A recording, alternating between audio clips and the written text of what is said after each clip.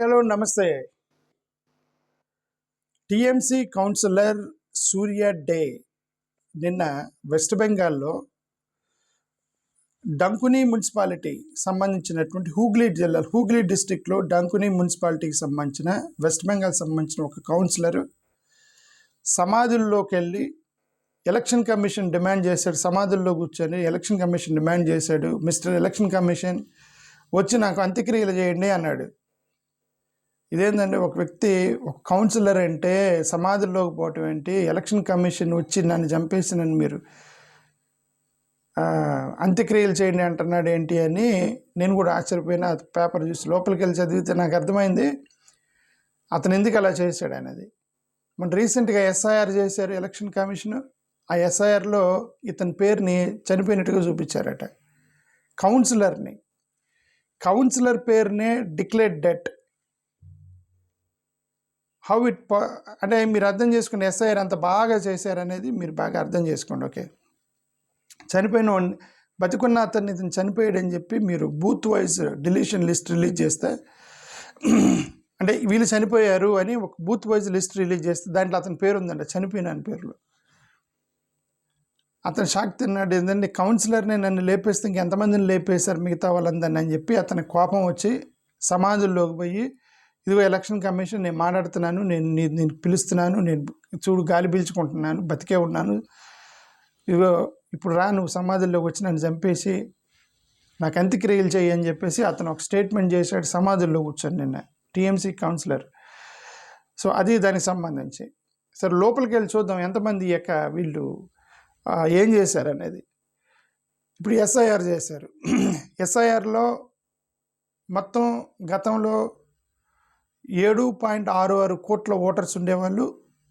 ఎప్పుడు ఇంతకుముందు 7.66 కోట్ల ఓటర్స్. వీళ్ళు ఎస్ఐఆర్ చేసి 7.8 కోట్లకి తీసుకొచ్చారు. 7.08 నాట్ 8 7.08 కోట్లకి తీసుకొచ్చారు. అంటే 58 లక్షల ఓట్లు తీసేశారు. అంటే ఫండమెంటల్గా ఒక 50 లక్షలు మినిమం తీసేద్దామని వాళ్ళు ఏమో టార్గెట్ పెట్టుకున్నట్టున్నారు. మన బీహార్లో కూడా 58 లక్షలు 56 లక్షలు తీసేశారు. ఇక్కడ కూడా 58 lakhs తీసేశారు వెస్ట్ బెంగాల్లో కూడా. And why there is figure is always around 55 to 60 lakhs అనేది మనం చూడాలి వాళ్ళ టార్గెట్ ఏంటో మరి. అయితే వీళ్ళలో చనిపోయిన వాళ్ళు 24.17 లక్షలు, అంటే 24 లక్షల మంది చనిపోయిన వాళ్ళని చూపించారట. ఆ 24 మందిలో ఇది ఇతను ఉన్నాడు కౌన్సిలర్, ఈ కౌన్సిలర్ ఉన్నాడు, నన్ను చనిపోయినట్టు చూపించారని చెప్పి అతను పోయి సమాధిలో కూర్చొని రండి నాకు అంత్యక్రియలు చేయండి అంటున్నాడు నిన్న అతను కూర్చొని. ఓకే, పర్మనెంట్లీ షిఫ్టెడ్ 19.88 lakhs పర్మనెంట్గా షిఫ్ట్ అయిపోయారట. ఆబ్సెంట్ అండ్ మిస్సింగ్ 12 లక్షలట. Missing case better police station వీళ్ళందరినీ 12 లక్షల మంది మిస్సింగ్ అట, ఆబ్సెంట్ అట, వాళ్ళు ఎవరు రాలేదట. ఎందుకంటే వేరే దగ్గరికి షిఫ్ట్ అవ్వలేదట, చనిపోలేదట, కానీ ఆబ్సెంట్ మిస్సింగ్ ఎంత 12,000 కాదు 12 లక్షల మంది అట. ఆ లిస్టులో వేశారు దాన్ని. డూప్లికేట్స్, బోగస్, ఫాల్స్ ఓటర్లు 1.38 లక్షలు. Duplicate, bogus, false voters. Other reasons ఒక 57,000 మంది. ఇప్పుడు ఒక క్వశ్చన్ వచ్చింది ఇక్కడ. అదేంటి, బీజేపీ నాయకుడు గతంలో సువేందు అధికారి, ఇక్కడ బీజేపీ లీడర్ సువేందు అధికారి, దిలీప్ ఘోష్ వెస్ట్ బెంగాల్కి సంబంధించిన వీళ్ళు ఏమన్నారంటే 1 కోటి మంది బంగ్లాదేశీలు రోహింగ్యాలు ఉన్నారు, ఎస్ఐఆర్ చేస్తే వాళ్ళని పంపించేస్తా ఉన్నారు. ఏమైనా మీరు ఎస్ఐఆర్ చేయొద్దు, ఇక్కడ మీరు ఉన్న ఓట్లు తీసేస్తారంటే మమతా బెనర్జీ రోహింగ్యాలని బంగ్లాదేశీలను కాపాడటానికి ట్రై చేస్తుంది. 1 కోటి మంది ఉన్నారు, 1 కోటి మందిని బయటకు పంపిస్తూ ఉన్నారు. అసలు ఆ కాలమే లేదు, ఫారినర్స్ అనే కాలమే లేదు వీళ్ళు ఇచ్చినటువంటి ఎస్ఐఆర్లు. వాళ్ళు ఎందుకు ఎస్ఐఆర్ చేస్తున్నారా అంటే మేము ఫారినర్స్ని పట్టుకోవడానికి ఎస్ఐఆర్ చేస్తున్నాం అన్నారు. ఎవరిని పట్టుకోవడానికి? ఫారినర్స్ని పట్టుకోవడానికి ఎస్ఐఆర్ చేస్తున్నారు అన్నప్పుడు నీ మెయిన్ ప్రైమరీ ఆబ్జెక్టివే ఫారినర్స్ని పట్టుకోవడానికి అయినప్పుడు అక్కడ టైటిల్ ఒక హెడ్డింగ్ ఉండాలిగా, ఫారినర్స్ ఫౌండ్, రోహింగ్యాస్ ఫౌండ్, లేదంటే బంగ్లాదేశ్ ఈజ్ ఫౌండ్ అని ఒక హెడ్డింగ్ ఉండాలి కదా. అసలు ఆ హెడ్డింగే లేదు. చనిపోయిన వాళ్ళు, డూప్లికేట్ ఓటర్లు, missing, okay, permanently shifted, 5 columns ఉన్నాయి. ఫారినర్స్ కాలం ఏది లేదు. సరే, ఫారినర్స్ కాలం వేశారు. చనిపోయిన వాళ్ళు అంటే వాళ్ళు మన ఇండియన్సే, చనిపోయారు అని మీరు ఒక తేల్చినట్లు లెక్క. ఇండియన్స్ అనే కన్ఫర్మ్డ్. సో కాబట్టి చనిపోయిన వాళ్ళు ఫారినర్స్ కాదు. Permanently shifted and transfer to other places అంటే వాళ్ళు ఇండియన్సే కాకపోతే వేరే దగ్గరికి ట్రాన్స్ఫర్ అయ్యారు, షిఫ్ట్ అయ్యారు పర్మనెంట్గా అని చెప్పి రెండోది. సో వాళ్ళు ఇండియన్సే, ఫారినర్స్ కాదు. మూడోది బోగస్ ఓటర్స్ ఎంతంట 1,80,000 మంది ఒక బోగస్ ఓటర్స్ ఫౌండ్. గోస్ట్ ఓటర్లు, బోగస్ ఓటర్లు 1,80,000 మంది. మిస్సింగ్ వాళ్ళు ఇండియన్సే, వాళ్ళు ఇండియన్సే బట్ వాళ్ళు రాలేదు, వాళ్ళు ఎక్కడున్నారో తెలియట్లేదు, బట్ దే ఆర్ ఇండియన్స్. 1,80,000 మంది మాత్రమే గోస్ట్ ఫేక్ ఓటర్స్ కనిపించారు. ఈ ఫేక్ ఓటర్స్, గోస్ట్ ఓటర్స్ అంటే మరి వీళ్ళల్లో బంగ్లాదేశీలు, రోహింగ్యాలు ఉన్నారా అనుకుందాం. ఎంత? 1,80,000. రాష్ట్ర వ్యాప్తంగా 7 కోట్ల మందిలో మీరేం చెప్పారు? 1 కోటి మంది బంగ్లాదేశీలు ఉన్నారు, రోహింగ్యాలు ఉన్నారు, బయటకు పంపించేస్తా ఉన్నారు కదా. లేదు. సో ఇది మ్యాథ్స్ ఎగ్జాగరేషన్ చేసి పొలిటికల్ స్టేట్మెంట్స్ అంతే ఉంటాయి. మనం దాని గురించి పెద్దగా లోపలికి వెళ్ళాల్సిన విషయం ఏం లేదు. సో ఇది ఇతను సమాధుల్లోకి వెళ్ళి నన్ను అంత్యక్రియలు చేయండి అన్న వ్యక్తి ఇతని గురించి అనమాట. సో ఇంకొక న్యూస్ ఏంటంటే అదే వెస్ట్ బెంగాల్లో మమతా బెనర్జీ రాష్ట్రపతికి ఒక బిల్లు పంపించింది. అసెంబ్లీలో ఒక బిల్లు పాస్ చేసి రాష్ట్రపతి గారికి పంపించారు ఒక బిల్ని మమతా బెనర్జీ గారు. ఆ బిల్ ఏంటి? ఇప్పటి వరకు స్టేట్ యూనివర్సిటీలు మొత్తం కూడా వైస్ ఛాన్సలర్స్ గవర్నర్లు.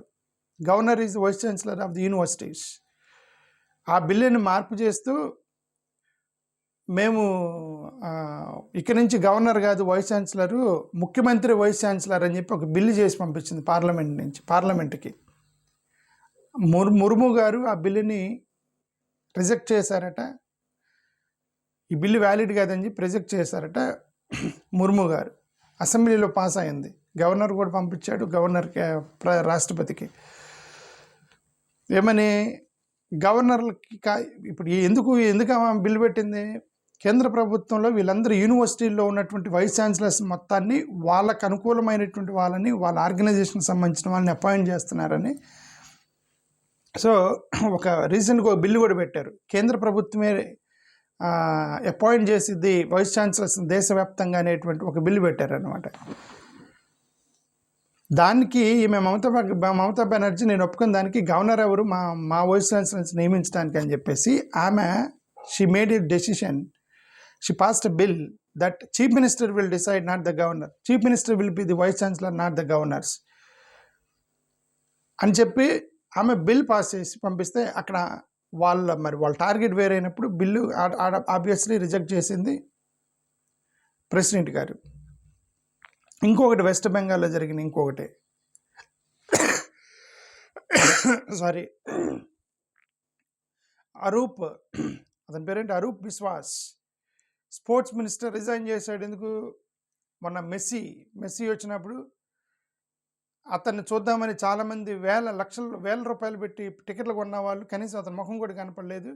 ఒక 5 నిమిషాలు ఆడతాడంటే ఆడలేదు, స్పోర్ట్స్ కూడా ఆడలేదు. అతను గ్రౌండ్లోకి వచ్చి డబ్బులు పెట్టిపోయారు అతను చూద్దామని, మెస్సీని చూద్దామని.